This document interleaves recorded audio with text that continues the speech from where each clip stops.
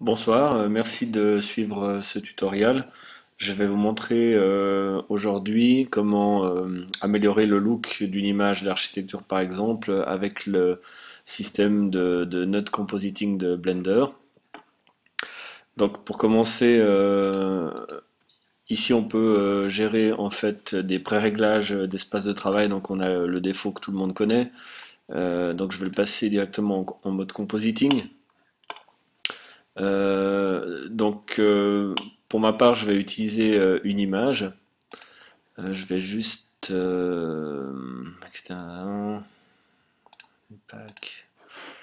Voilà, donc j'aurai mon image ici. J'ai une image rendue avec le moteur Cycle. Donc là, elle est brute de rendu. Donc j'aimerais lui donner un petit peu plus de caractère. Alors, donc on peut tout à fait utiliser aussi bien des images qui viennent de l'extérieur que des images provenant directement d'un rendu. Ça permet aussi effectivement d'effectuer un post-traitement à la volée à mesure des rendus de chaque image d'une animation. Donc je vais activer le node, l'utilisation du node. Euh, Ici, avec Shift A, de la même manière que je vais créer un objet, je vais lui demander euh, de rentrer une image. Alors, ça c'est un des moyens. L'autre consiste à déplacer l'image directement dans l'interface. C'est encore plus simple. Voilà, donc j'ai mon image.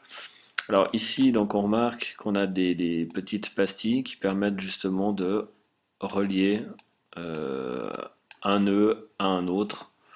On va commencer à construire maintenant la logique. Donc pour ça, je vais déjà indiquer le, le moyen en fait de pouvoir aller vers la sortie, c'est d'avoir un nœud de composite. Et le moyen de voir une image, c'est en ajoutant un viewer. Donc là, pour éviter à chaque fois de recabler les deux, je vais juste mettre un gamma entre deux. Ça me permet d'éviter de chaque fois de reconnecter les deux quand j'enlève ou je rajoute des nodes. Voilà, et que je ne vais pas toucher d'ailleurs. Donc ici, on va simplement utiliser l'interface du V, Image Editor, ce qui me permet effectivement ici de sélectionner mon Viewer Node.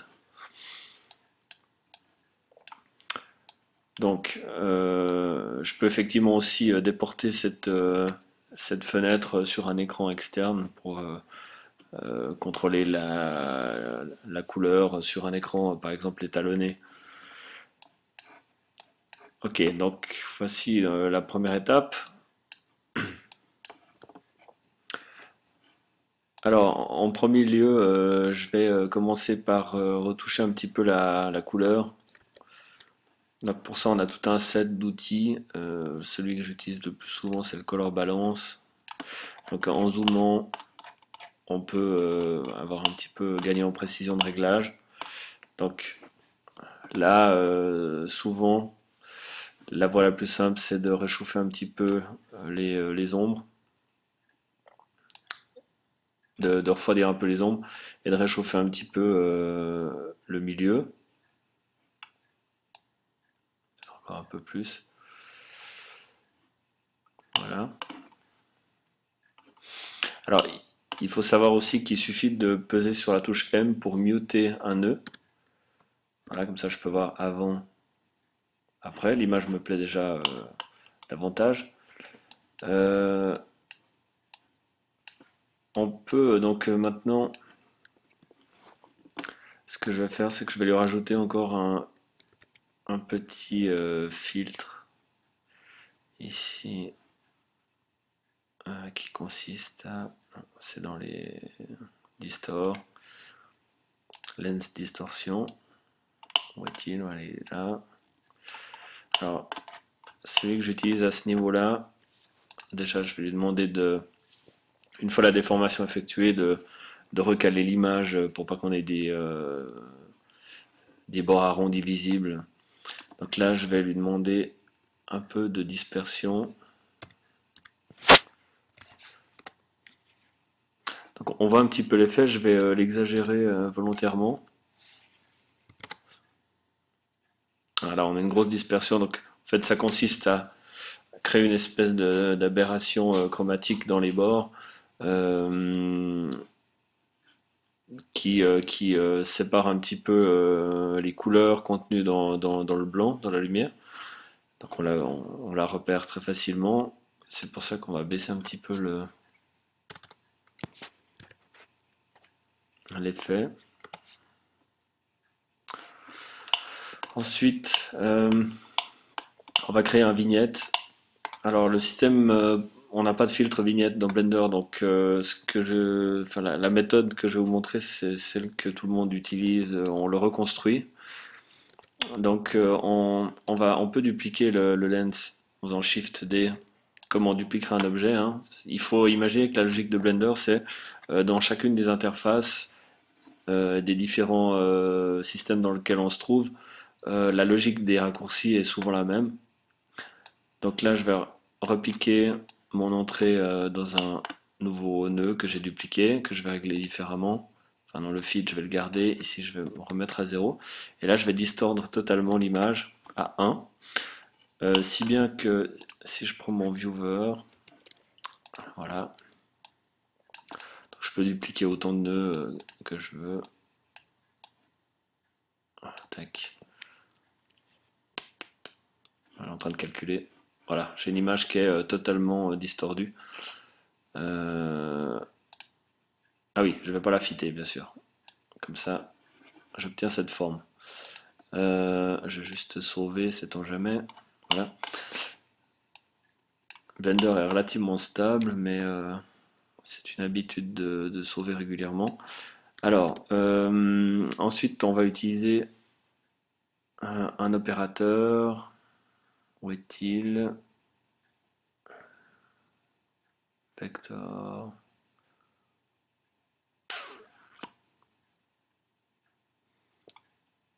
Je ne le trouve plus mat. Convertor mat. Le voici et je vais utiliser greater than 0. Ok, j'obtiens en fait un rond blanc. Et là j'ajoute un filtre de blur fast Gaussian. Et là je vais le passer à 50 en relative. 50%, voilà. Ok, on est bon. Alors, la technique est intéressante dans le sens où n'importe quel format d'image vous allez attaquer votre node, autant le vignette va totalement s'adapter, ce qui évite de devoir à chaque fois le régler.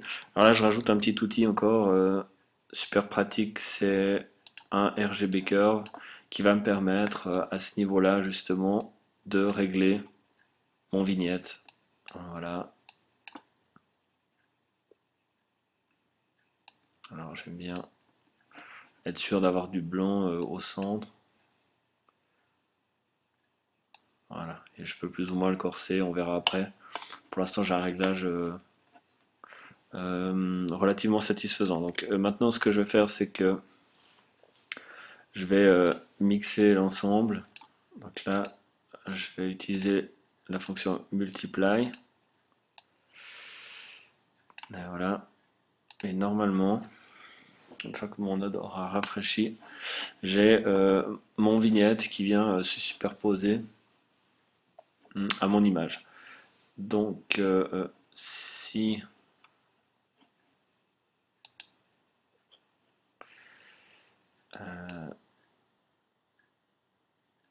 on va pas faire comme ça, mais enfin là on voit la différence avec et sans. Voilà. Alors il est peut-être un peu violent, mais on va le laisser comme ça pour l'instant. Généralement, de l'opération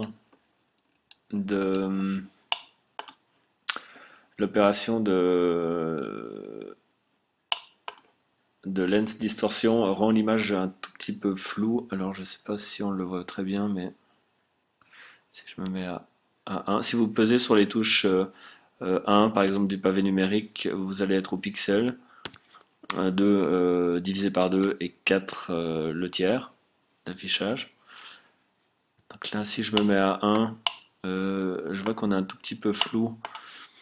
Donc ce que je vais faire, je vais d'ailleurs préparer un petit système qui me permet de comparer. Donc généralement on s'y prend comme ça pour faire simple. Ça j'ai mon image de base et mon image d'arrivée. Donc on voit qu'on a perdu en piqué. Donc là je vais rajouter ici un petit... Qu'est-ce que je vais rajouter?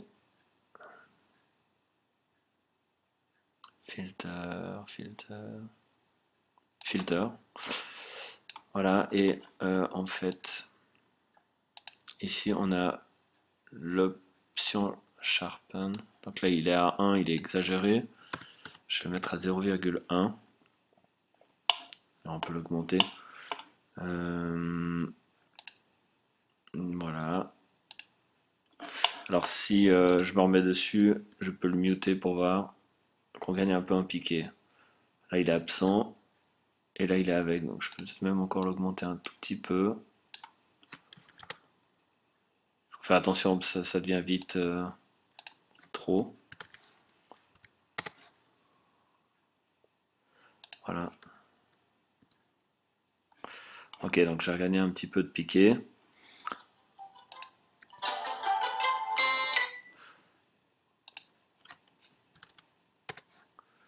Ok. Alors,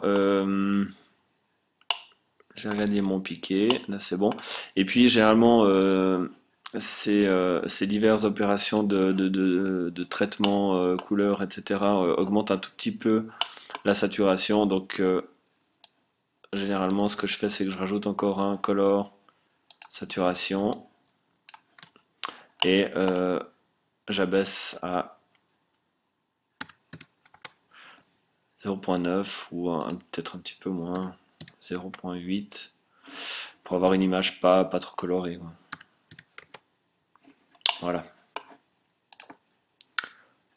Donc on a tout de suite une image avec davantage de caractères.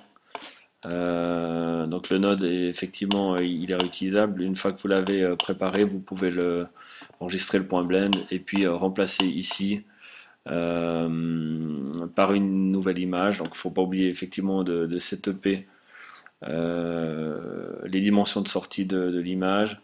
Et puis on peut surtout rentrer une image séquence ou un point mauve par exemple, ce qui permet après effectivement de faire un rendu d'un film complet avec un post-traitement nodal par-dessus. Donc voilà, j'espère que ce tutoriel aura été utile pour vous et puis je vous donne rendez-vous dans un prochain. Très bonne soirée.